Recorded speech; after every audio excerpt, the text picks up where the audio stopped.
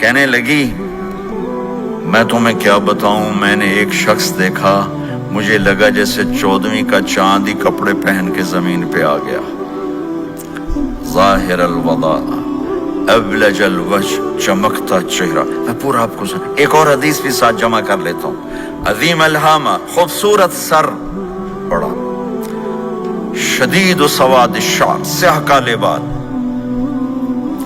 عظیم الہامہ، سر خوبصورت گولائی میں، واسع الجبین، کھلا ماتھا، ازہر اللون، کلیوں جیسا خوبصورت رنگ، چمکتا ہوا۔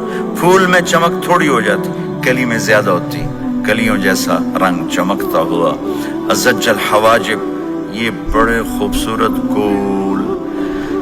تو میرے نبی کی اللہ نے ایسے خود بنا دی، ایسے پورے چلتی ہوئی یہاں تک آتی تھی۔ من غیر قرن، یہاں بال نہیں تھے، یہاں غیر قرن، یہاں بال نہیں تھے۔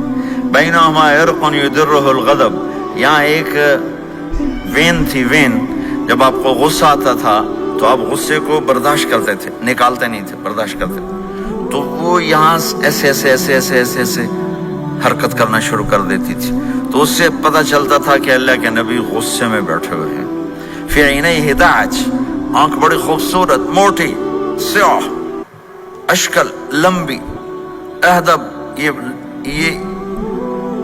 یہ بال بڑے لمبے، اکحل، بغیر سرمے کے سرمہ لگا ہوا، انجل، ابرج، اہدب، احوج، ادعج، اکحل، یہ سب نام میرے نبی کی آنکھوں کے ہیں کہ اللہ نے ایسی خوبصورت آنکھ کائنات میں اور کسی کو نہیں تھی۔ حسین آنکھ تھی، اس میں باریک سرخ دھاریاں تھیں، اور سیاہی سیاہ تھی، سفیدی سفید تھی۔ جب آپ آنکھ اٹھا کے کسی کو دیکھتے تھے، کوئی آپ کی آنکھوں میں آنکھیں نہیں ڈال سکتا، سب ایسے ہو جاتے تھے۔ اس لیے میرے نبی یوں نہیں دیکھتے تھے، لوگ ایسے دیکھتے تھے، ایسے۔ جل نظرہ الملاحظہ،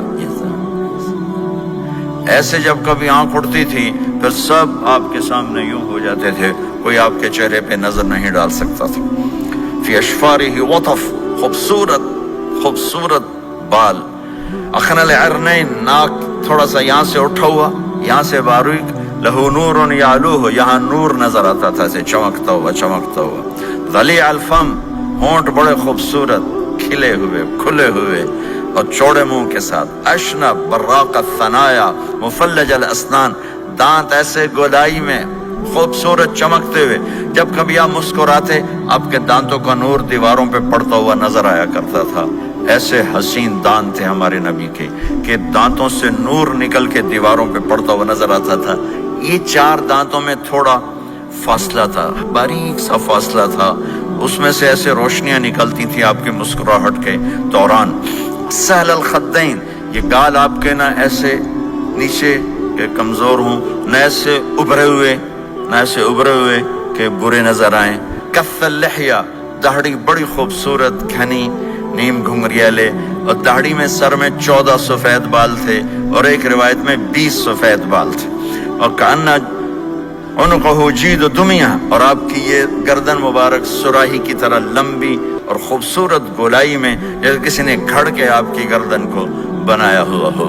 اور آواز میں جادو، فی صوتہ سحل، آواز میں جادو، آواز میں کشش، آواز میں گرفت۔